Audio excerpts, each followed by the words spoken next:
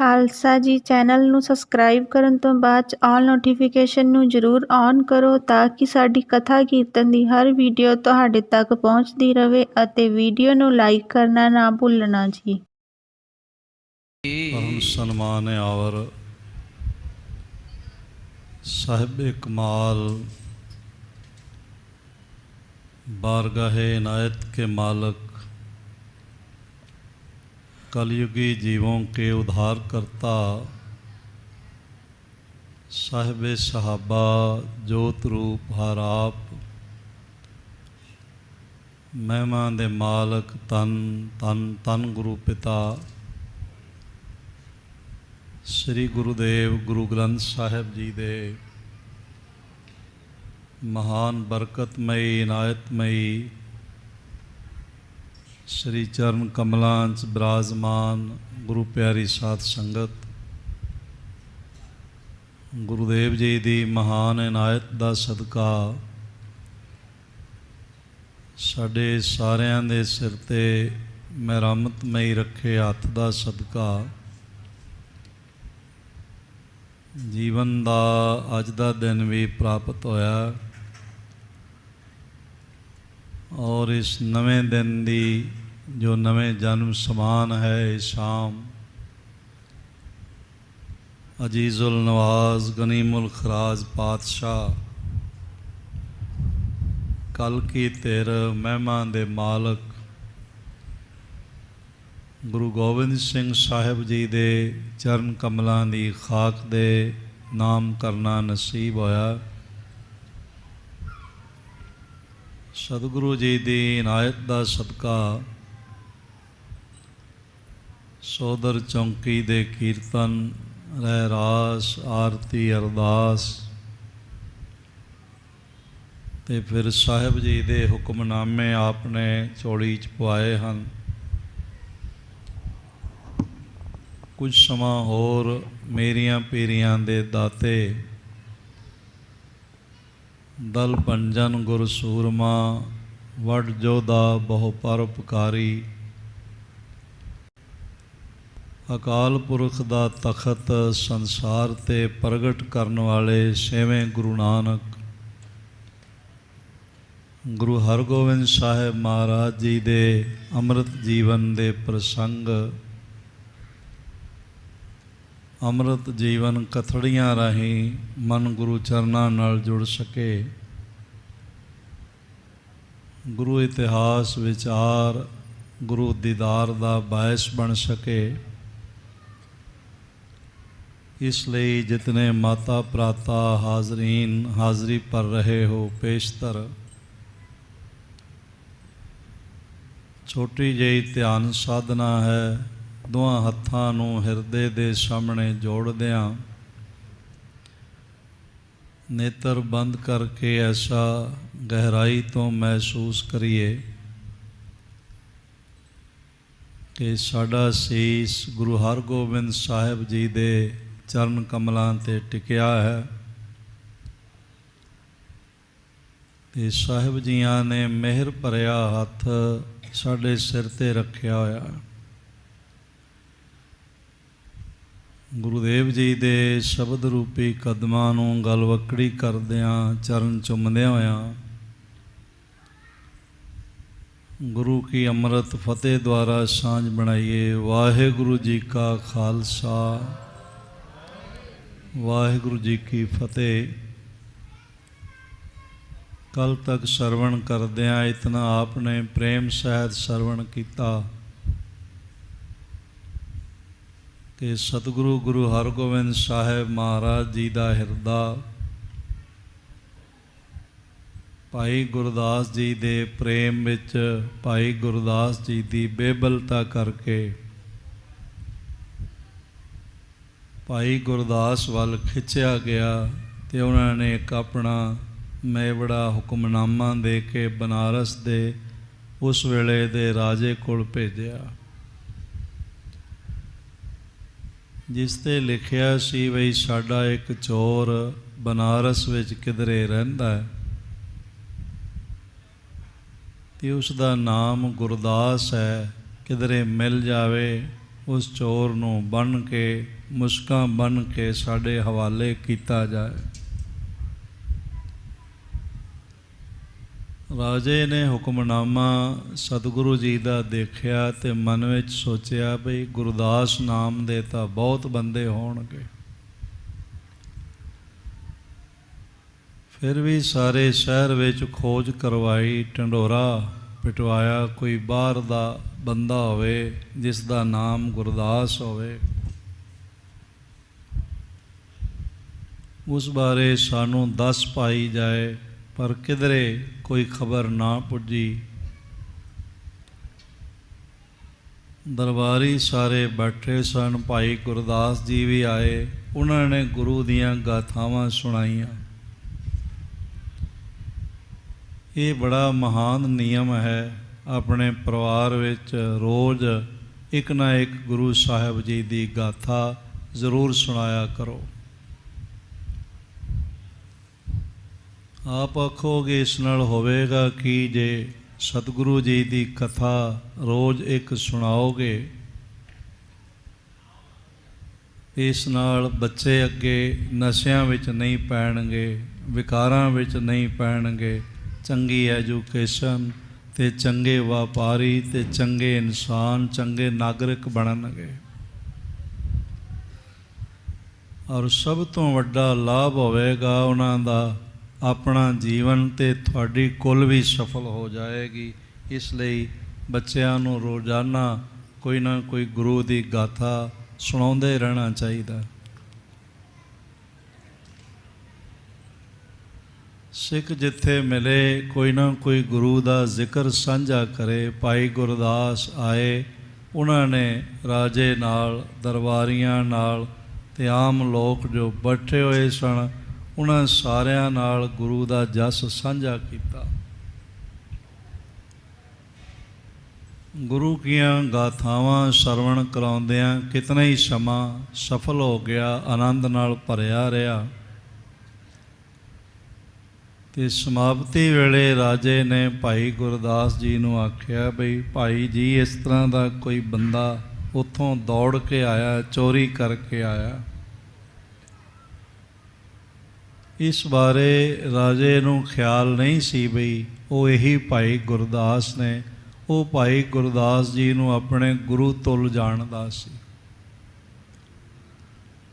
ਇਹ ਬਹੁਤ ਵੱਡੀ ਇੱਕ ਤਰ੍ਹਾਂ ਦੀ ਸਮਾਧੀ ਲੀਨਤਾ ਹੈ ਬਈ ਸਿੱਖ ਨੂੰ ਗੁਰੂ ਸਮਾਨ ਜਾਣੇ ਅਤੇ ਗੁਰੂ ਦਾ ਸਿੱਖ, ਗੁਰੂ ਦਾ ਰੂਪ ਸਮਝ ਕੇ ਉਸ ਦਾ ਸਤਿਕਾਰ ਕਰੇ।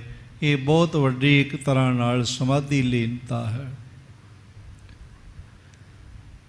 ਪਰ ਦੁੱਖ ਦੀ ਗੱਲ ਹੈ, ਅਸੀਂ ਥੋੜ੍ਹੇ ਜਿਹੇ ਸਵਾਰਥ ਵਾਸਤੇ, ਥੋੜ੍ਹੇ ਜਿਹੇ ਆਪਣੇ ਨਿੱਜੀ ਲਾਭ ਵਾਸਤੇ ਗੁਰਸਿੱਖ ਹੀ ਗੁਰਸਿੱਖਾਂ ਦਾ ਵਿਰੋਧ ਕਰਨ ਲੱਗ ਪੈਂਦੇ ਹਾਂ, ਨਿੰਦਾ ਕਰਨ ਲੱਗ ਪੈਂਦੇ ਹਾਂ, ਜਿਸ ਦਾ ਸਾਨੂੰ ਪਾਪ ਲੱਗਦਾ ਅਤੇ ਸਾਡਾ ਜੀਵਨ ਨਰਕ ਬਣ ਜਾਂਦਾ। ਬੜੇ ਸਨਮਾਨ ਨਾਲ ਬਿਠਾਇਆ ਹੋਇਆ ਸੀ, ਸਤਿਕਾਰ ਕਰਦਿਆਂ ਹੋਇਆ ਆਖਿਆ ਬਈ ਮੈਂ ਹਮਨੇ ਸਗਰੋ ਪੁਰ ਖੁਜਵਾਇਓ, ਕਿਸੀ ਸਥਾਨ ਨਹੀਂ ਸੋ ਪਾਇਓ। ਭਾਈ ਸਾਹਿਬ ਜੀ ਜਿਹੜਾ ਗੁਰੂ ਹਰਗੋਬਿੰਦ ਸਾਹਿਬ ਜੀ ਦਾ ਚੋਰ ਬਨਾਰਸ ਵਿੱਚ ਆ ਕੇ ਰਹਿੰਦਾ, ਸਾਰਾ ਨਗਰ ਭਾਦ ਲਿਆ ਪਰ ਉਸ ਬਾਰੇ ਪਤਾ ਨਹੀਂ ਚੱਲਿਆ। ਸੁਨ ਗੁਰਦਾਸ ਜੋ ਚਿੱਤ ਵਿਚਾਰੀ, ਮਹਿ ਪਾਲਕ ਕੇ ਸੰਗ ਉਚਾਰੀ। ਭਾਈ ਗੁਰਦਾਸ ਜੀ ਨੇ ਰਾਜੇ ਨਾਲ ਸਾਰੀ ਇਹ ਗੱਲ ਮਨ 'ਚ ਵਿਚਾਰ ਕਰਕੇ ਸਾਂਝੀ ਕੀਤੀ ਤੇ ਆਖਣ ਲੱਗੇ ਇਹ ਤੋਂ ਬਾਤ ਲਿਖੀ ਸਭ ਮੇਰੀ। ਇਹ ਰਾਜਨ, ਉਹ ਹੋਰ ਕੋਈ ਗੁਰਦਾਸ ਨਹੀਂ ਹੈ, ਉਹ ਤੇ ਮੈਂ ਹੀ ਹੈਗਾ ਹਾਂ ਅਤੇ ਸਾਰੀ ਗੱਲ ਮੇਰੀ ਲਿਖੀ ਹੋਈ ਹੈ। ਮੈਂ ਹੀ ਗੁਰੂ ਹਰਗੋਬਿੰਦ ਸਾਹਿਬ ਜੀ ਤੋਂ ਬਿਨਾਂ ਦੱਸਿਆਂ ਚੋਰੀ ਇੱਥੇ ਦੌੜ ਕੇ ਆ ਗਿਆ ਅਤੇ ਮਹਾਰਾਜ ਦੀ ਦਇਆ ਮੈਨੂੰ ਫਿਰ ਬੁਲਾਉਂਦੇ ਪਏ ਹਨ। ਇਹ ਸਾਰੀ ਗੱਲ ਤਾਂ ਮੇਰੀ ਲਿਖੀ ਹੋਈ ਹੈ। ਇਹ ਤੋਂ ਬਾਤ ਲਿਖੀ ਸਭ ਮੇਰੀ, ਸਭ ਅਵਗੁਣ ਨਿਜ ਲੀਨੇ ਹੇਰੀ। ਮੈਂ ਗੁਰ ਤੇ ਤਸਕਰਤਾ ਕਰਕੇ ਮੈਂ ਸਤਿਗੁਰੂ ਪਾਤਸ਼ਾਹ ਜੀ ਤੋਂ ਚੋਰੀ ਛੁਪਾ ਕੇ ਉਹਨਾਂ ਨੂੰ ਬਿਨਾਂ ਦੱਸਿਆ ਹੋਇਆ ਆਇਓ ਭਾਗ ਬਿਮੁਖਤਾ ਧਰ ਕੇ ਮੈਂ ਬੇਮੁਖ ਹੋ ਕੇ ਇੱਥੇ ਆ ਗਿਆ ਹਾਂ। ਇਤਿਆਦਕ ਬੋਲ ਆਪ ਜੀ ਨੇ ਸਰਵਣ ਕੀਤੇ। ਅਗਲੀ ਵਿਚਾਰ ਗੁਰੂ ਮਿਹਰ ਸਦਕਾ ਸਰਵਣ ਕਰ ਸਕੀਏ। ਪੇਸ਼ਤਾ ਰੱਖੋ ਧੰਨ ਗੁਰੂ ਹਰਗੋਬਿੰਦ ਸਾਹਿਬ ਜੀ ਮਹਾਰਾਜ। ਇੱਕ ਦਫਾ ਫਿਰ ਆਖੋ ਜੀ, ਧੰਨ ਗੁਰੂ ਹਰਗੋਬਿੰਦ ਸਾਹਿਬ ਜੀ ਧੰਨ ਗੁਰੂ ਹਰਗੋਬਿੰਦ ਸਾਹਿਬ ਜੀ ਮਹਾਰਾਜ। ਸਤਨਾਮ ਸ੍ਰੀ ਵਾਹਿਗੁਰੂ ਸਾਹਿਬ ਜੀ। ਵੱਡੋ ਹੈ ਮੇਰੋ ਅਪਰਾਧੋ। ਆਖਿਆ ਹੈ ਰਾਜਨ, ਮੈਂ ਬਹੁਤ ਵੱਡਾ ਅਪਰਾਧੀ ਹਾਂ ਜੋ ਸਤਿਗੁਰੂ ਜੀ ਦਾ ਧਨ ਛੱਡ ਕੇ ਔਰ ਬੇਮੁਖ ਹੋ ਕੇ ਚੋਰੀ ਤੰਬੂ ਪਾੜ ਕੇ ਨਸ ਆਇਆ ਹਾਂ। ਜਿਸ ਕੋ ਨਹੀਂ ਸਕੈ ਕਰ ਸਾਧੂ। ਜੋ ਅਪਰਾਧ ਮੈਂ ਕੀਤਾ ਕੋਈ ਭਲਾ ਮਨੁੱਖ ਇਹ ਅਪਰਾਧ ਨਹੀਂ ਕਰ ਸਕਦਾ ਬਈ ਮਹਾਰਾਜ ਜੀ ਤੋਂ ਬੇਮੁਖ ਹੋ ਕੇ ਤੇ ਚੋਰੀ ਉਹਨਾਂ ਨੂੰ ਬਿਨਾਂ ਦੱਸਿਆਂ ਛੱਡ ਕੇ ਆ ਜਾਵੇ। ਤਉ ਦਿਆਲ ਨਿਜ ਬਿਰਦ ਸੰਭਾਰਾ। ਪਰ ਗੁਰੂ ਹਰਗੋਬਿੰਦ ਸਾਹਿਬ ਜੀ ਦੇ ਸ੍ਰੀ ਚਰਨ ਕਮਲਾਂ ਤੋਂ ਮੈਂ ਸਦਕੇ ਜਾਂਦਾ, ਵਾਰਨੇ ਬਲਿਹਾਰਨੇ ਜਾਂਦਾ ਹਾਂ। ਫਿਰ ਵੀ ਉਹਨਾਂ ਨੇ ਆਪਣੇ ਮੁੱਢ ਕਦੀਮਾਂ ਦੇ ਸੁਭਾਅ ਨੂੰ ਦੇਖਦਿਆਂ ਹੋਇਆਂ ਬਿਰਧ ਬਾਣੇ ਦੀ ਲਾਜ ਰੱਖੀ ਹੈ। ਬਖਸ਼ਣ ਹਿਤ ਕਰ ਨਿਕਟ ਹਕਾਰਾ। ਤੇ ਮੇਰੇ ਅਜੀਮ ਤਰੀਨ ਗੁਨਾਹਾਂ ਨੂੰ ਬਖਸ਼ਣ ਵਾਸਤੇ, ਮੈਨੂੰ ਜੀਵਨ ਵਿੱਚ ਸਾਰੇ ਸੁੱਖ ਦੇਣ ਵਾਸਤੇ, ਮੇਰਾ ਲੋਕ ਪਰਲੋਕ ਸੁਹਾਵਾ ਕਰਨ ਵਾਸਤੇ ਉਹਨਾਂ ਨੇ ਮੈਨੂੰ ਆਪਣੇ ਕੋਲ ਬੁਲਾਉਣ ਦਾ ਇਹ ਬਹਾਨਾ ਬਣਾਇਆ ਹੈ। ਨਿਰਭ ਸੁਨ ਬਿਸਮਿਓ ਕਹਾਂ ਕਹਤ ਹੋ। ਤੇ ਰਾਜਾ ਬੜਾ ਹੈਰਾਨ ਹੋਇਆ, ਆਖਿਆ ਭਾਈ ਗੁਰਦਾਸ ਜੀ ਇਹ ਤੁਸੀਂ ਕੀ ਕਹਿੰਦੇ ਪਏ? ਉਹਦਾ ਭਾਵ ਹੈ ਸਾਡੇ ਮੰਨਣ ਵਿੱਚ ਨਹੀਂ ਆਉਂਦਾ ਕਿ ਤੁਹਾਡੇ ਵਰਗਾ ਸਿਆਣਾ ਗੁਰਸਿੱਖ, ਸਮਰਪਿਤ ਗੁਰਸਿੱਖ, ਸੂਝਵਾਨ ਗੁਰਸਿੱਖ ਮਹਾਰਾਜ ਜੀ ਨੂੰ ਬਿਨਾਂ ਦੱਸਿਆਂ ਚੋਰੀ ਆ ਜਾਏ। ਇਹ ਕਿਵੇਂ ਹੋ ਸਕਦਾ ਹੈ? ਹਾਂਜੀ। ਇਤੋ ਦੋਸ ਕਿਵੇਂ ਆਪਨ ਲਹਤ ਹੋ। ਤੇ ਫਿਰ ਤੁਸੀਂ ਇਸ ਗੱਲ ਵਿੱਚ ਆਪਣੇ ਆਪ ਨੂੰ ਵੱਡਾ ਦੋਸ਼ੀ ਸਮਝਦੇ ਹੋ ਕਿ ਮੈਂ ਬੜਾ ਗੁਨਾਹੇ ਅਜ਼ੀਮ ਕੀਤਾ ਹੈ। ਹਾਂਜੀ। ਲਿਖ ਕੋ ਮੁਸਕੈ ਬੰਦ ਪਠਾਵੇ। ਔਰ ਇਸ ਤਰ੍ਹਾਂ ਦੇ ਨਾਲ ਲਿਖਿਆ ਹੋਇਆ ਹੈ, ਲਿਖੀ ਕਿ ਮੁਸਕੈ ਚੋਰ ਦੀ ਤਰ੍ਹਾਂ ਬਾਹਾਂ ਬੰਨ੍ਹ ਕੇ ਤੇ ਸਾਡੇ ਕੋਲ ਭੇਜਿਆ ਜਾਵੇ। ਹਾਂਜੀ। ਪੁਰ ਮੈਂ ਬਸੈ ਤਹਾਂ ਖੁਜਵਾਵੋ। ਤੇ ਸਾਨੂੰ ਮਹਾਰਾਜ ਜੀ ਦਾ ਇਹ ਹੁਕਮਨਾਮਾ ਵੀ ਆਇਆ ਬਈ ਤੁਹਾਡੇ ਨਗਰ ਵਿੱਚ ਵਸਦੇ ਨੇ ਤੇ ਉੱਥੇ ਭਾਲ ਕਰੋ। ਹਾਂਜੀ। ਕਹਾਂ ਕਰਿਓ ਤੁਮ ਗੁਰ ਅਪਰਾਧੋ। ਤੁਸੀਂ ਕਿਹੜਾ ਅਪਰਾਧ ਸਤਿਗੁਰੂ ਜੀ ਦਾ ਕੀਤਾ ਹੈ? ਭਾਵ ਕੋਈ ਨਹੀਂ ਕੀਤਾ। ਮਹਾਪ੍ਰਵੀਨ ਸੁਮਤ ਸੁਖ ਧਾਮੋ। ਤੁਸੀਂ ਤਾਂ ਮਹਾਪ੍ਰਵੀਨ ਹੋ ਤੇ ਸੁੱਖਾਂ ਦਾ ਘਰ ਹੋ। ਤੁਹਾਡੇ ਬੋਲਾਂ ਚੋਂ ਸਾਰੇ ਸੁੱਖ ਪ੍ਰਾਪਤ ਹੁੰਦੇ ਹਨ। ਇਹ ਕੋ ਅਪਰ ਲਿਖਿਓ ਪੁਰ ਮਾਹੀਆ। ਇਹ ਜਿਹੜਾ ਉਹਨਾਂ ਨੇ ਗੁਰਦਾਸ ਲਿਖਿਆ ਹੈ ਹੋਰ ਕੋਈ ਹੋਣਾ, ਤੁਸੀਂ ਨਹੀਂ ਹੈਗੇ। ਤੁਸੀਂ ਤਾਂ ਸਾਨੂੰ ਗੁਰੂ ਨਾਲ ਜੋੜਨ ਵਾਲੇ ਹੋ। ਤੁਸੀਂ ਸਦਾ ਹੀ ਨਾਮ ਨਾਲ ਜੋੜਨ ਵਾਲੇ ਹੋ। ਤੁਸੀਂ ਸਦਾ ਭਲਾਈ ਦੇ ਨਾਲ ਸੰਸਾਰ ਦਾ ਨਾਤਾ ਗੰਢਦੇ ਹੋ। ਤੁਸੀਂ ਨਹੀਂ ਹੋ ਸਕਦੇ, ਕੋਈ ਹੋਰ ਹੋਵੇਗਾ। ਸਨੈ ਸਨੈ ਖੋਜੈ ਜਹ ਕਹੀਆ। ਜਿੱਥੇ ਕਿਧਰੇ ਹੋਵੇਗਾ ਹੌਲੀ ਹੌਲੀ ਅਸੀਂ ਉਸ ਨੂੰ ਲੱਭ ਲਵਾਂਗੇ। ਵਹਾਂ यहाँ होए तो पठै बनाई। ਜੇ ਸਾਨੂੰ ਇਸ ਬਨਾਰਸ ਨਗਰੀ ਵਿੱਚ ਉਹ ਮਿਲ ਗਿਆ ਤੇ ਫਿਰ ਮਹਾਰਾਜ ਜੀ ਦਾ ਹੁਕਮਨਾਮਾ ਸਿਰ ਮੱਥੇ ਤੇ ਮੰਨਦਿਆਂ ਹੋਇਆਂ ਬੰਨ੍ਹ ਕੇ ਉਸ ਨੂੰ ਭੇਜ ਦੇਵਾਂਗੇ। ਨਾਹੇ ਤਾਂ ਲਿਖੈ ਨ ਕੋ ਇਸ ਥਾਈ। ਤੇ ਜੇ ਨਾ ਮਿਲਿਆ ਫਿਰ ਮਹਾਰਾਜ ਜੀ ਨੂੰ ਪੱਤਰਕਾਰ ਲਿਖ ਕੇ ਬੇਨਤੀ ਕਰਾਂਗੇ ਕਿ ਮਹਾਰਾਜ ਜੋ ਬੰਦੇ ਦਾ ਜ਼ਿਕਰ ਤੁਸੀਂ ਕਰ ਰਹੇ ਹੋ ਉਹ ਬਨਾਰਸ ਨਗਰ ਵਿੱਚ ਨਹੀਂ ਹੈਗਾ। ਸੁਨ ਗੁਰਦਾਸ ਨਿਰਪਤ ਸੋ ਗਾਇਓ। ਔਰ ਇਸ ਤਰ੍ਹਾਂ ਦੇ ਨਾਲ ਜਦੋਂ ਭਾਈ ਗੁਰਦਾਸ ਜੀ ਨੇ ਸੁਣਿਆ ਤੇ ਫਿਰ ਰਾਜੇ ਪ੍ਰਤੀ ਆਖਿਆ, ਕਹਾ ਮੇਵਰਾ ਜੋ ਚਲ ਆਇਓ। ਆਖਿਆ ਠੀਕ ਹੈ, ਉਹ ਜਿਹੜਾ ਮੇਵੜਾ ਮਹਾਰਾਜ ਜੀ ਦਾ ਹੁਕਮਨਾਮਾ ਲੈ ਕੇ ਆਇਆ ਅਰਦਾਸੀਆ, ਉਹ ਕਿੱਥੇ ਹੈਗਾ ਹੈ? ਤਬ ਭੂਪਤ ਨਿਜ ਨਿਕਟ ਹਕਾਰਾ। ਉਸ ਵੇਲੇ ਰਾਜੇ ਨੇ ਆਗਿਆ ਕਰਕੇ ਤੇ ਉਸ ਹਰਕਾਰੇ ਨੂੰ, ਮੇਵੜੇ ਨੂੰ ਆਪਣੇ ਨੇੜੇ ਕੋਲ ਬੁਲਾਇਆ ਹੈ। ਕਰ ਚਿਨਾਰ ਗੁਰਦਾਸ ਹਕਾਰਾ। ਭਾਈ ਗੁਰਦਾਸ ਜੀ ਨੇ ਵੀ ਪਛਾਣ ਲਿਆ ਬਈ ਇਹ ਉਹੀ ਮੇਵੜਾ ਹੈ ਜੋ ਮਹਾਰਾਜ ਜੀ ਦੇ ਚਰਨ ਕਮਲਾਂ ਵਿੱਚ ਸਿੱਖਾਂ ਸੇਵਕਾਂ ਦੀਆਂ ਅਰਦਾਸਾਂ ਕਰਦਾ ਰਿਹਾ ਹੈ। ਕਰੀ ਮੇਵਰੇ ਨੇ ਤਬ ਬੰਦਨ।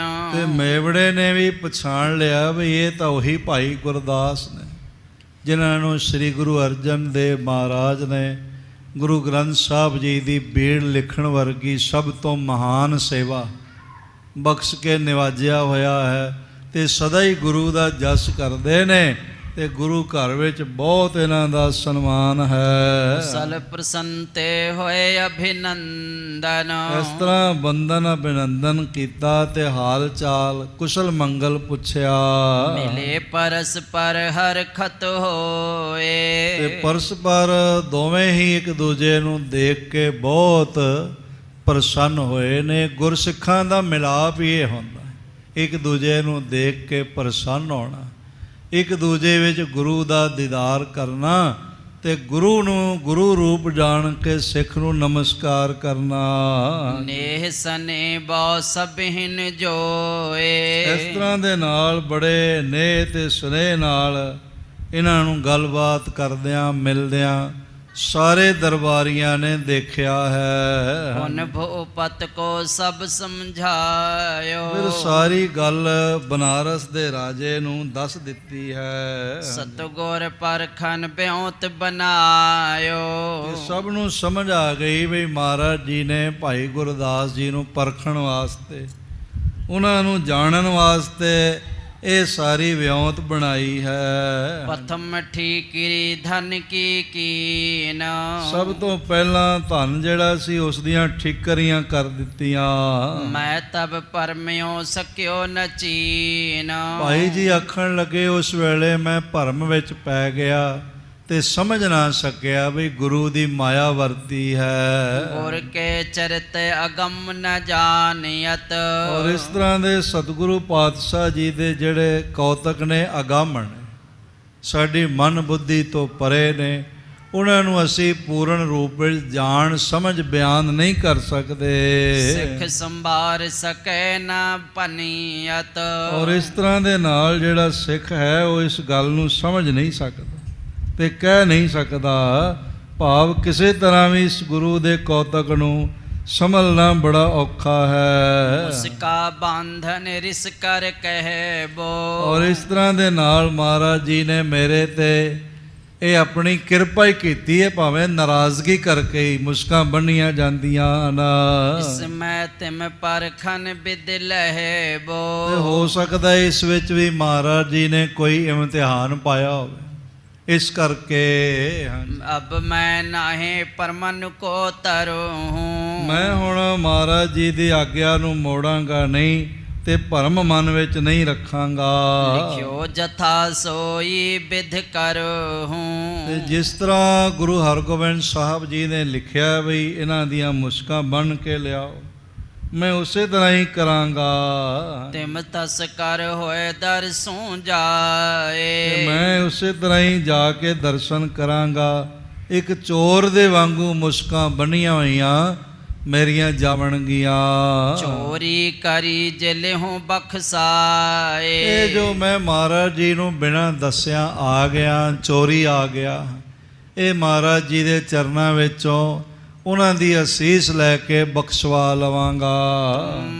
ਗੁਰ ਹੁਕਮ ਨ ਫੇਰਨ ਕਰੀਏ। ਤੇ ਰਾਜਨ ਮੈਂ ਤੁਹਾਨੂੰ ਵੀ ਗੁਜ਼ਾਰਿਸ਼ ਕਰਦਾ ਵੀ ਮੇਰੇ ਆਖੇ ਲੱਗੋ ਤੇ ਗੁਰੂ ਦੀ ਆਗਿਆ ਦਾ ਵੀ ਜਿਹੜਾ ਹੈ ਨਾ ਉਹ ਫੇਰਨ ਨਾ ਕਰੋ। ਭਾਵ ਗੁਰੂ ਦੀ ਆਗਿਆ ਤੋਂ ਤੁਸੀਂ ਬੇਮੁਖ ਨਾ ਹੋਵੋ। ਦੇਹੁ ਮੁਸਕਾ ਬੰਧਿਆ ਗੇ ਧਰੀਏ। ਜਿਵੇਂ ਮਹਾਰਾਜ ਜੀ ਨੇ ਲਿਖਿਆ ਹੋਇਆ ਹੈ ਉਸ ਤਰ੍ਹਾਂ ਮੇਰੀਆਂ ਮੁਸਕਾਂ ਬੰਨ੍ਹ ਕੇ ਤੇ ਮੈਨੂੰ ਅੱਗੇ ਲਗਾ ਕੇ ਸਿਪਾਹੀਆਂ ਦੇ ਨਿਰਪਜੁਤ ਸਭਾ ਸਭੀ ਬਿਸਮਾਈ। ਮੈਨੂੰ ਗੁਰੂ ਹਰਗੋਬਿੰਦ ਸਾਹਿਬ ਜੀ ਵੱਲ ਤੋਰ ਦਿਓ।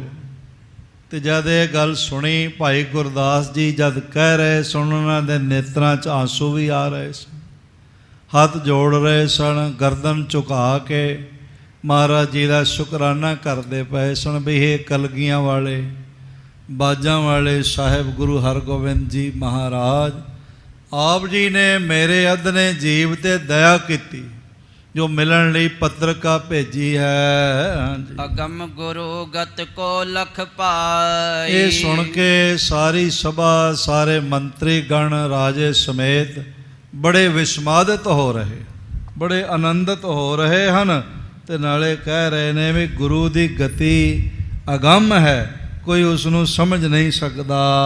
ਕਹਿ ਬਹੁ ਬਾਰ ਪੂਜਾ ਬੰਧਵਾਈ। ਬਾਰ-ਬਾਰ ਕਹਿ ਕੇ ਭਾਈ ਗੁਰਦਾਸ ਜੀ ਨੇ ਆਪਣੀਆਂ ਬਾਹਾਂ ਪਿੱਛੇ ਬਣਵਾ ਲਈਆਂ।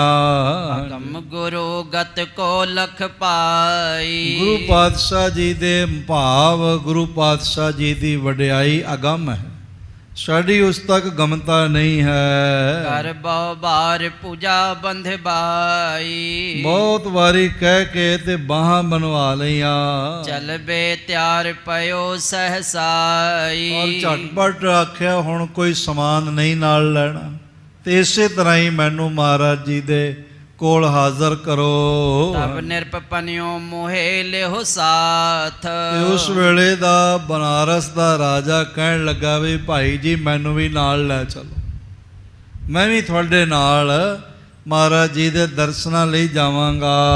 ਦਰਸ ਕਰਾਵੋ ਸ੍ਰੀ ਗੁਰਨਾਥ। ਤੇ ਸਾਰੇ ਜਿਤਨੇ ਸਤਿਕਾਰਯੋਗ ਸੰਸਾਰ ਤੇ ਪੂਜਨੀਕ ਪੁਰਸ਼ ਹੋਏ ਹਨ, ਜਿਨ੍ਹਾਂ ਨੂੰ ਗੁਰੂ ਕਰਕੇ ਪੂਜਿਆ ਗਿਆ, ਉਹਨਾਂ ਸਾਰਿਆਂ ਦੇ ਮਾਲਕ ਨਾਥ ਗੁਰੂ ਹਰਗੋਬਿੰਦ ਸਾਹਿਬ ਜੀ ਦਾ ਮੈਨੂੰ ਵੀ ਦੀਦਾਰ ਕਰਵਾਵੋ। ਧੀਰਜ ਦਈ ਤੁਨਹੁ ਗੁਰਦਾਸ। ਭਾਈ ਸਾਹਿਬ ਭਾਈ ਗੁਰਦਾਸ ਜੀ ਨੇ ਸਾਰਿਆਂ ਨੂੰ ਧੀਰਜ ਦੇ ਬੋਲ ਆਖੇ। ਹੁਣ ਆਗਵਨ ਕਰੋ ਗੁਰ ਪਾਸ। ਆਖਿਆ ਹੁਣ ਇਸ ਤਰ੍ਹਾਂ ਤਾਂ ਮੈਨੂੰ ਮੁਸਕਾ ਬੰਨ ਕੇ ਚੋਰ ਨੂੰ ਹੀ ਜਾਣ ਦਿਓ, ਫਿਰ ਦੁਬਾਰੇ ਸਮਾਂ ਬਣੇ ਤਾਂ ਤੁਸੀਂ ਸਾਰੀ ਸੰਗਤ ਨੂੰ ਨਾਲ ਲੈ ਕੇ ਆਵੋ। ਮੋਹੇ ਸੰਗ ਨ ਬਨੈ ਚਲਨ ਕੋ। ਇੱਕ ਚੋਰ ਦੇ ਨਾਲ ਤੁਹਾਡਾ ਜਾਣਾ ਠੀਕ ਨਹੀਂ ਹੈਗਾ, ਇਸ ਨਾਲ ਤੁਹਾਡਾ ਮਾਣ ਨਹੀਂ ਰਹੇਗਾ।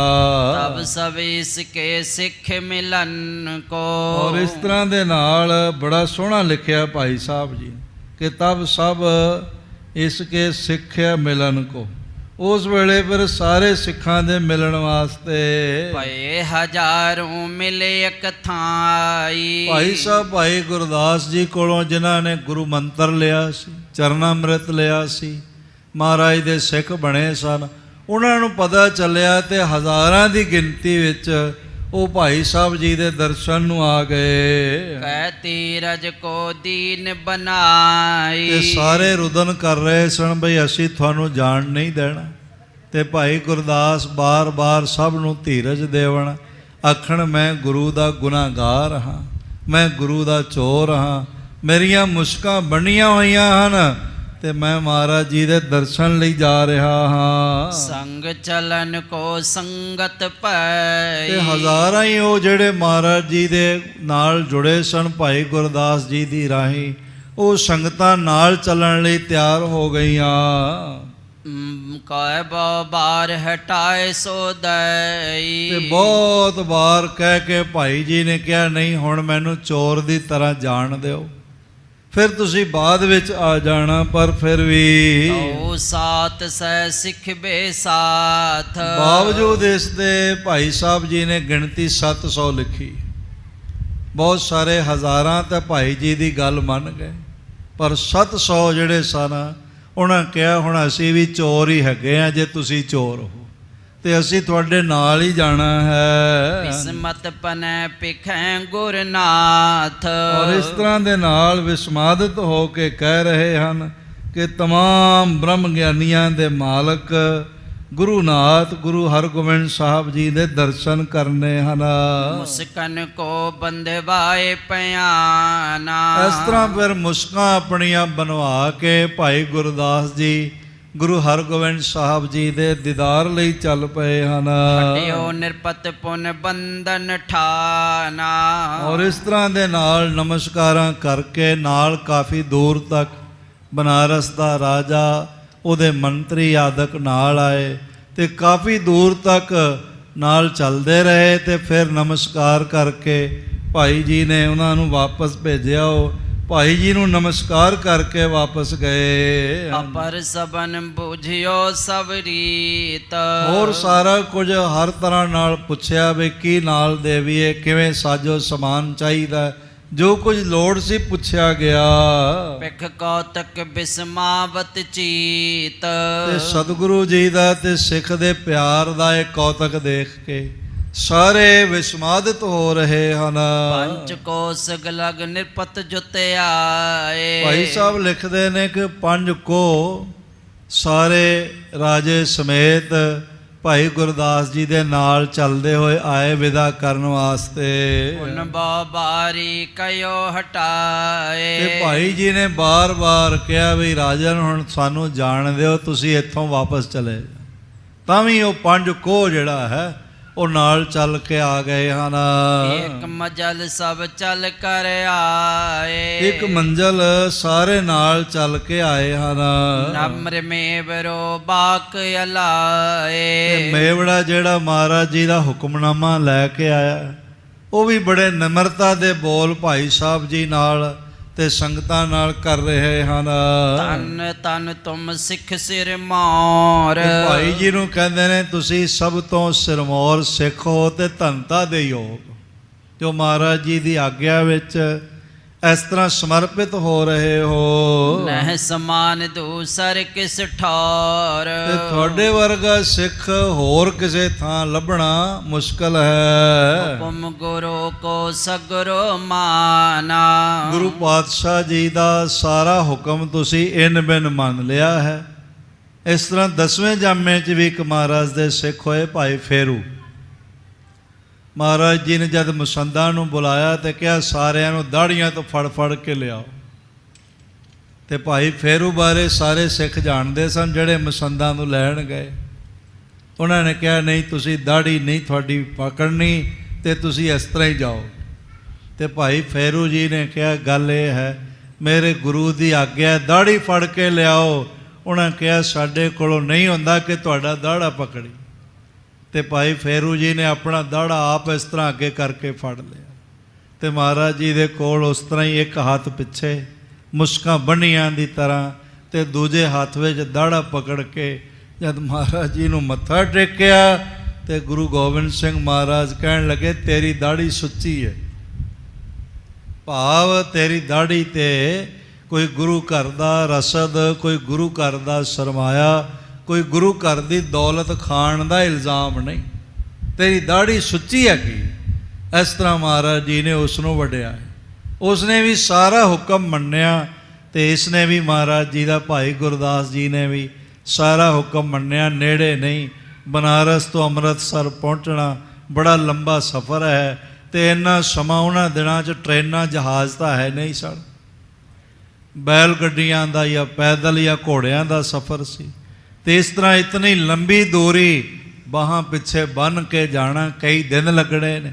ਪਰ ਮਹਾਰਾਜ ਜੀ ਦੀ ਇਸ ਆਗਿਆ ਨੂੰ ਇਨ ਬਿਨ ਮੰਨ ਲੈਣਾ ਇਹ ਭਾਈ ਗੁਰਦਾਸ ਜੀ ਦੇ ਹਿੱਸੇ ਵਿੱਚ ਹੀ ਆਇਆ ਹੈ। ਸਭ ਬਿਦ ਵਡਿਆਈ ਨਿਜਹਾਨਾ।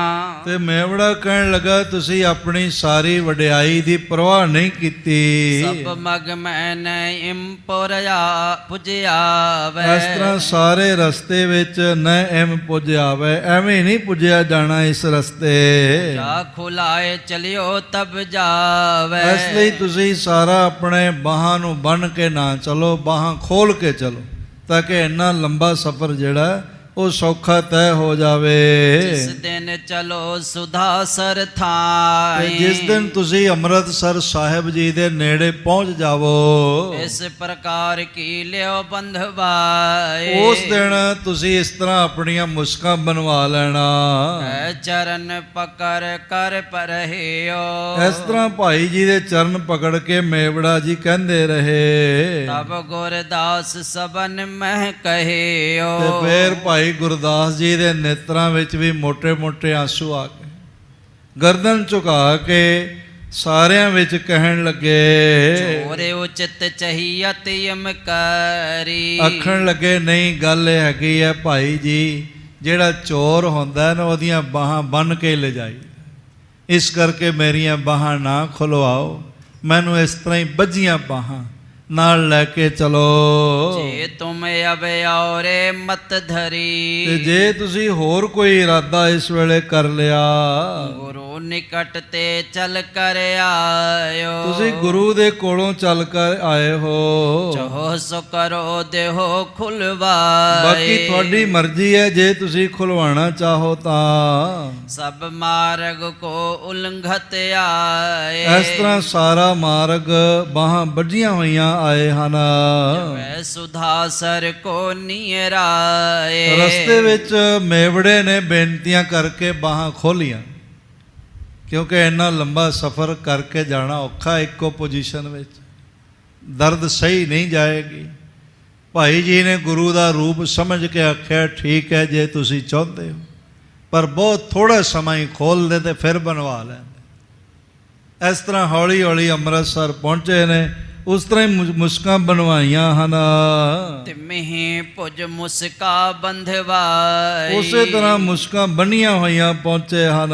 ਆਗੇ ਪਇਓ ਪਾਛ ਸਮੁਦਾਈ, ਅੱਗੇ ਪਿੱਛੇ ਬਹੁਤ ਸਾਰੀਆਂ ਸੰਗਤਾਂ ਨਾਲ ਹਨ। ਸਤਿਗੁਰ ਤਤਖਤ ਅਕਾਲ ਸੁਹਾਏ। ਤੇ ਮਹਿਮਾ ਦੇ ਮਾਲਕ ਗੁਰੂ ਹਰਗੋਬਿੰਦ ਸਾਹਿਬ ਜੀ ਸ੍ਰੀ ਅਕਾਲ ਤਖਤ ਸਾਹਿਬ ਤੇ ਬਿਰਾਜੇ ਹੋਏ ਹਨ। ਸਿਰ ਪਰ ਚਮਰ ਟੁਰੈ ਛਬ ਪਾਏ, ਤੇ ਮਹਾਰਾਜ ਜੀ ਦੇ ਸੀਸ ਤੇ ਪਾਰਲੌਕਿਕ ਅਲੌਕਿਕ ਅਗੰਮੀ ਚੌਰ ਝੁਲਦਾ ਪਿਆ ਹੈ। ਸਿੱਖ ਸੁਵਟ ਚੋਂ ਦਿਸ ਪਰਵਾਰੇ, ਤੇ ਸਿੱਖ ਸੂਰਮੇ ਮਹਾਰਾਜ ਜੀ ਦੇ ਚਾਰੋਂ ਪਾਸੇ ਖੜੇ ਹਨ। ਵਸਤਰ ਸ਼ਾਸਤਰ ਸੁੰਦਰ ਤਨ ਧਰੇ, ਜਿਨ੍ਹਾਂ ਸੂਰਮਿਆਂ ਨੇ ਸੁੰਦਰ ਬਸਤਰ ਤੇ ਸ਼ਸਤਰ ਆਦਿਕ ਪਹਿਨੇ ਹੋਏ ਹਨ। ਨਿਜ ਸੰਗਤ ਕੇ ਜੁਤ ਸਮੁਦਾਈ, ਆਪਣੇ ਨਾਲ ਜਿਹੜੀ ਬਹੁਤ ਸੰਗਤ ਆਈ ਹੋਈ ਹੈ, ਮਹਾਰਾਜ ਜੀ ਦੇ ਚਰਨਾਂ ਵਿੱਚ ਬੈਠੇ ਹਨ, ਉਹਨਾਂ ਸਮੇਤ ਮਹਾਰਾਜ ਜੀ ਬਿਰਾਜੇ ਹੋਏ ਹਨ। ਪਹੁੰਚਤ ਪਏ ਪ੍ਰਭੂ ਅਗਵਾਈ, ਇਧਰੋਂ ਵੀ ਜਿਹੜੀ ਸੰਗਤ ਬਨਾਰਸ ਤੋਂ ਨਾਲ ਆਈ, ਉਹਨਾਂ ਸਮੇਤ ਮਹਾਰਾਜ ਜੀ ਦੇ ਸਾਹਮਣੇ ਭਾਈ ਗੁਰਦਾਸ ਆ ਹਾਜ਼ਰ ਹੋਏ ਹਨ। ਹੱਥ ਜੋੜ ਤਰਨੀ ਪਰ ਪਰੀ, ਸੰਗਤਾਂ ਸਾਰੀਆਂ ਹੱਥ ਜੋੜ ਕੇ ਜ਼ਮੀਨ ਤੇ ਸਿਰ ਰੱਖ ਰਹੀਆਂ ਹਨ, ਤੇ ਭਾਈ ਜੀ ਉਸ ਤਰ੍ਹਾਂ ਹੀ ਹੱਥ ਬੱਝਿਆਂ ਸਮੇਤ ਪਿੱਛੇ ਹੱਥ ਜੋੜ ਰਹੇ ਹਨ ਤੇ ਸੀਸ ਝੁਕਾ ਰਹੇ ਹਨ। ਭਾਉ ਸਮੇਤ ਦੰਡਵਤ ਕਰੇ, ਤੇ ਭਾਈ ਜੀ ਨੇ ਬਹੁਤ ਭਾਵਨਾ ਸਹਿਤ ਮਹਾਰਾਜ ਜੀ ਨੂੰ ਡੰਡੋਤ ਬੰਦਨਾ ਕੀਤੀ ਹੈ। ਰੋ ਪਇਓ ਸਨਮੁਖ ਹੋਏ ਗੁਰ ਤੇ ਕੇ, ਫੇਰ ਬੜੀ ਮੁਸ਼ਕਲ ਹੈ, ਸਾਧ ਸੰਗਤ ਬਾਹਾਂ ਵੱਜੀਆਂ ਹੋਣ, ਪਹਿਲੇ ਮੱਥਾ ਟੇਕਣਾ ਔਖਾ, ਡੰਡੌਤ ਬੰਦਨਾ ਕਰਨੀ ਬੜੀ ਔਖੀ ਹੈ, ਤੇ ਫਿਰ ਬਾਹਾਂ ਖੁੱਲੀਆਂ ਨਾ ਹੋਣ ਤੇ ਖੜੇ ਹੋਣਾ ਬੜਾ ਔਖਾ। ਪਰ ਭਾਈ ਜੀ ਇੱਕ ਜਿਵੇਂ ਚੋਰ ਨੂੰ ਬੰਨ੍ਹਿਆ ਹੁੰਦਾ, ਮਹਾਰਾਜ ਨੇ ਕਿਹਾ ਸਾਡਾ ਚੋਰ ਹੈ, ਇਸ ਭਾਵਨਾ ਦਾ, ਇਸ ਬਚਨ ਦਾ ਸਤਿਕਾਰ ਕਰਦੇ ਹੋਏ ਉਸ ਤਰ੍ਹਾਂ ਹੀ ਬਾਹਾਂ ਵੱਜੀਆਂ ਸਹਿਤ ਮੱਥਾ ਟੇਕਿਆ, ਡੰਡੌਤ ਕੀਤੀ ਤੇ ਬਾ ਮੁਸ਼ਕਲ ਖੜੇ ਹੋਏ। ਬਿਖਤ ਮਨੋਰਥ ਪੂਰਨ ਉਰੇ ਪਰ ਕੋ, ਬੜੇ ਆਨੰਦ ਨੇ, ਆਨੰਦ ਨਾਲ ਭਰੇ ਹੋਏ ਹਨ। ਨੇਤਰਾਂ 'ਚੋਂ ਜਲ ਧਾਰਾ ਬਰਸ ਰਹੀ ਹੈ ਤੇ ਸੋਚ ਰਹੇ ਨੇ ਮੇਰਾ ਮਨੋਰਥ ਮਹਾਰਾਜ ਜੀ ਦੇ ਦੀਦਾਰ ਦਾ ਪੂਰਾ ਹੋ ਗਿਆ ਹੈ। ਸ੍ਰੀ ਹਰਿ ਗੋਬਿੰਦ ਹਿਰਦੈ ਪ੍ਰਮੋਦ, ਤੇ ਮਹਾਰਾਜ ਗੁਰੂ ਹਰਗੋਬਿੰਦ ਸਾਹਿਬ ਜੀ ਵੀ ਹਿਰਦੇ ਵਿੱਚ ਪ੍ਰਸੰਨ ਨੇ।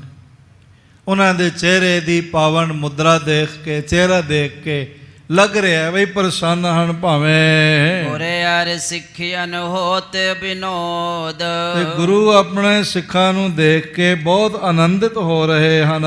ਚਿਤ ਪ੍ਰਸੰਨ ਬਾਹਰ ਰਿਸਤਰ, ਹਿਰਦੇ ਵਿੱਚ ਪ੍ਰਸੰਨਤਾ ਹੈ ਪਰ ਬਾਹਰੋਂ ਕੁਝ ਨਾਰਾਜ਼ਗੀ ਦੇ ਬੋਲ ਕਹਿ ਰਹੇ ਹਨ।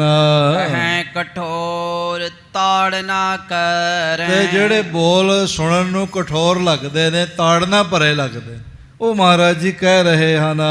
ਅਰੇ ਖਰੀਦਨ ਭਲੇ ਤੁਰੰਗ, ਸਾਹਿਬ ਕਹਿਣ ਲੱਗੇ ਭਾਈ ਜੀ ਚੰਗੇ ਘੋੜੇ ਖਰੀਦਣ ਤੁਹਾਨੂੰ ਭੇਜਿਆ ਤੇ ਚੰਗੇ ਤੁਸੀਂ ਘੋੜਿਆਂ ਦੇ ਵਪਾਰੀ ਬਣੇ। ਤੁਰਤ ਪਹੁੰਚਿਓ ਲੈ ਕਰ ਸੰਗ, ਤੇ ਸਾਰੇ ਸਾਥੀਆਂ ਨੂੰ ਨਾਲ ਲੈ ਕੇ ਤੁਸੀਂ ਝਟਪਟ ਕਾਬੁਲ ਜਾ ਪਹੁੰਚੇ। ਬੇਸਰ ਲਾਦ ਦਰਬ ਲੈ ਗਇਓ, ਤੇ ਖੱਚਰਾਂ ਤੇ ਧਨ ਲੱਦ ਕੇ ਰਜਤਪਣ ਆਦਿਕ ਲੈ ਕੇ ਗਏ। ਤਜ ਸੋਨੋ ਸਭ ਪਾਜਤ ਪੈ, ਤੇ ਸਾਰਾ ਧਨ ਸੁੰਝਾਂ ਛੱਡ ਕੇ, ਖਾਲੀ ਛੱਡ ਕੇ, ਉਸ ਦੇ ਕੋਲੋਂ ਭਾਵ ਧਨ ਉੱਤੇ ਛੱਡ ਕੇ ਤੁਸੀਂ ਦੌੜ ਗਏ। ਗੁਰ ਘਰ ਕੋ ਨੁਕਸਾਨ ਨ ਜਾਣਾ, ਤੇ ਭਾਈ ਜੀ ਤੁਹਾਨੂੰ ਇਹ ਵੀ ਨਾ ਪਤਾ ਚੱਲਿਆ ਵੀ ਇਹਦੇ ਨਾਲ ਗੁਰੂ ਘਰ ਦਾ ਨੁਕਸਾਨ ਹੋ ਜਾਏਗਾ।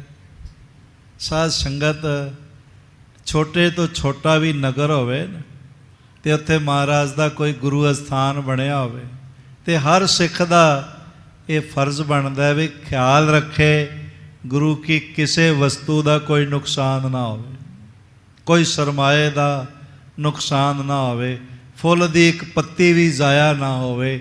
ਇਹ ਹਰ ਸਿੱਖ ਦਾ ਫਰਜ਼ ਬਣਦਾ ਵੀ ਗੁਰੂ ਦੀ ਹਰ ਵਸਤੂ ਦੇ ਪਹਿਰੇਦਾਰੀ ਸਿੱਖ ਕਰੇ, ਵੀ ਮਹਾਰਾਜ ਜੀ ਦੇ ਘਰ ਦਾ ਕੋਈ ਨੁਕਸਾਨ ਨਾ ਹੋ ਜਾਏ। ਪਰ ਦੁੱਖ ਦੀ ਗੱਲ ਹੈ, ਇਹ ਮੰਦਭਾਗੀਆਂ ਘਟਨਾਵਾਂ ਆਏ ਦਿਨ ਵਾਪਰ ਜਾਂਦੀਆਂ ਹਨ।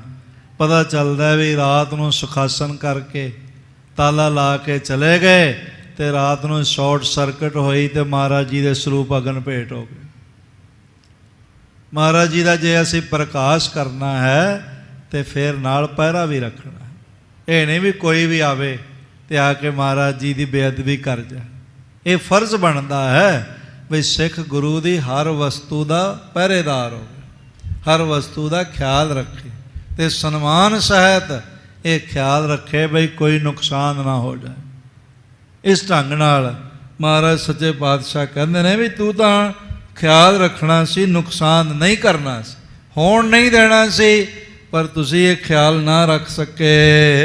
ਬਾਸ ਵਿਦੇਸ਼ ਜਾਏ ਕਰ ਠਾਨਾ, ਤੇ ਫਿਰ ਸਾਡੇ ਕੋਲ ਆਏ ਵੀ ਨਹੀਂ, ਦੂਜੇ ਦੇਸ਼ ਭਾਵ ਬਨਾਰਸ ਜਾ ਕੇ ਤੁਸੀਂ ਨਿਵਾਸ ਕਰ ਲਿਆ। ਤੁਹੀਂ ਸਿੱਖ ਸਿੱਧਕੀ ਵੱਡ ਜੋਵਾ, ਤੇ ਭਲੇ ਤੁਸੀਂ ਸਿੱਧਕੀ ਸਿੱਖ ਹੋ ਭਾਈ ਜੀ, ਬੜਾ ਵੱਡਾ ਸਿੱਧਕੀ ਤੁਹਾਨੂੰ ਅਸੀਂ ਦੇਖ ਰਹੇ ਹਾਂ। ਰਿਓ ਕਾਜ ਗੁਰ ਕੋ ਅਸ ਹੋਵਾ, ਤੇ ਸਤਿਗੁਰੂ ਜੀ ਨੇ ਤੁਹਾਨੂੰ ਕੰਮ ਕਰਨ ਲਈ ਭੇਜਿਆ, ਗੁਰੂ ਨਾਨਕ ਦੇ ਘਰੋਂ ਗਏ ਤੁਸੀਂ ਤੇ ਇਸ ਤਰ੍ਹਾਂ ਕੀਤਾ, ਚੋਰੀ ਤੰਬੂ ਪਾੜ ਕੇ ਨਿਕਲ ਗਏ। ਕਿਉਂ ਅਬ ਉਤਰ ਦੇਤ ਨ ਕੋਈ, ਤੇ ਭਾਈ ਜੀ ਸਿਰ ਝੁਕਾ ਕੇ ਸਿਰਫ ਰੋ ਰਹੇ ਹਨ, ਨੇਤਰਾਂ ਚੋਂ ਹੰਝੂ ਜਾ ਰਹੇ ਹਨ ਤੇ ਬੋਲ ਕੋਈ ਨਹੀਂ ਕਹਿੰਦੇ ਪਏ, ਬਸ ਖਾਮੋਸ਼ ਖੜੇ ਹਨ। ਤੇ ਮਹਾਰਾਜ ਜੀ ਕਹਿ ਰਹੇ ਹਨ ਕਿ ਭਾਈ ਜੀ ਹੁਣ ਉੱਤਰ ਕਿਉਂ ਨਹੀਂ ਦੇ ਰਹੇ? ਹਿਮ ਚਲ ਗਇਓ ਕਹਾਂ ਗਤ ਹੋਈ, ਤੁਸੀਂ ਕਿੱਥੇ ਚਲੇ ਗਏ ਤੇ ਕੀ ਕਾਰਨ ਬਣਿਆ? ਸੁਨ ਭਾਈ ਗੁਰਦਾਸ ਵਿਚਾਰੇ, ਫਿਰ ਇਸ ਤਰ੍ਹਾਂ ਭਾਈ ਸਾਹਿਬ ਭਾਈ ਗੁਰਦਾਸ ਜੀਆਂ ਨੇ ਮਹਾਰਾਜ ਜੀ ਨੇ ਜਦ ਬਾਰ-ਬਾਰ ਕਿਹਾ ਕਿ ਕੁਝ ਬੋਲੋ, ਕੁਝ ਬੋਲਦੇ ਕਿਉਂ ਨਹੀਂ ਹੋ? ਤਾਂ ਉਸ ਵੇਲੇ ਦੇ ਸਵਈਏ ਤਬਹਿ ਉਚਾਰੇ, ਉਸ ਵੇਲੇ ਭਾਈ ਜੀ ਨੇ 2 ਸਵਈਏ ਜਿਹੜੇ ਮਹਾਰਾਜ ਦੀ ਮਿਹਰ ਨਾਲ ਲਿਖੇ ਹੋਏ ਸਨ ਉਹ ਸਨਮਾਨ ਸਹਿਤ ਸੁਣਾਏ ਹਨ।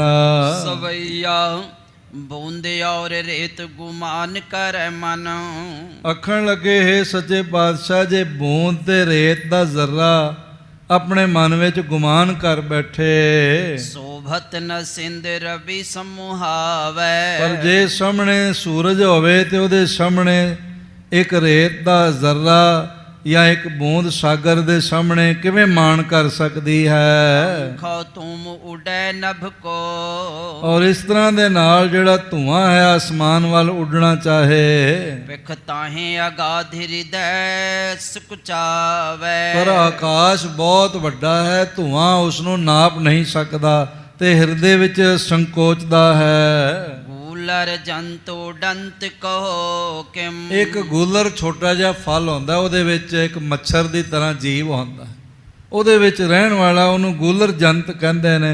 ਉਹ ਕਿਸ ਤਰ੍ਹਾਂ ਉਡਾਰੀ ਮਾਰ ਕੇ कि मैं पेख ब्रह्मंड प्रचंड ਤੇ लजावे। ਜੇ ਬਾਹਰ ਨਿਕਲ ਕੇ ਗੁੱਲਰ ਤੋਂ ਆਖੇ ਮੈਂ ਬੜਾ ਵੱਡੇ ਪਰ ਰੱਖਦਾ ਹਾਂ, ਮੈਂ ਸਾਰਾ ਬ੍ਰਹਿਮੰਡ ਨਾਪ ਲਵਾਂਗਾ, ਤੇ ਫਿਰ ਉਸ ਨੂੰ ਲੱਜਾਵਾਨ ਹੋਣਾ ਪੈਂਦਾ ਹੈ। ਤੂੰ ਕਰਤਾ ਹਮ ਜੰਤ ਕੀਏ ਤੁਮ, ਇਹ ਪ੍ਰਭੂ ਅਸੀਂ ਤਾਂ ਤੁਹਾਡੇ ਕੀਤੇ ਹੋਏ ਨਿਮਾਣੇ ਜੀਵ ਹਾਂ। ਤੋ ਪਹਿ ਬੋਲਨ ਕਿਉ ਬਨਿਆਵੇ। ਤੁਹਾਡੇ ਸਾਹਮਣੇ ਮਹਾਰਾਜ ਸੱਚੇ ਪਾਤਸ਼ਾਹ ਸਾਡਾ ਬੋਲਣਾ ਸ਼ੋਭਦਾ ਨਹੀਂ ਹੈ। ਭਿਖਾਰ ਅਨਾਥ ਨਹੀਂ ਹਮਰੋ ਸਮ, ਐ ਸੱਚੇ ਪਾਤਸ਼ਾਹ ਅਸੀਂ ਤਾਂ ਦੁਨੀਆ ਤੇ ਦੇਖਿਆ ਹੈ ਸਾਡੇ ਵਰਗਾ ਅਨਾਥ ਤੇ ਭਿਖਾਰੀ ਕੋਈ ਹੈ ਨਹੀਂ। ਤੋਸੋ ਨਾ ਨਾਥ ਅਨਾਥ ਨਾ ਮੋਸਰ, ਤੋਸੋ ਨਾ ਦਾਨੀ ਨਾ ਮੋਸੋ ਭਿਖਾਰੀ, ਇਹ ਬੋਲ ਆਖੇ ਹਨ।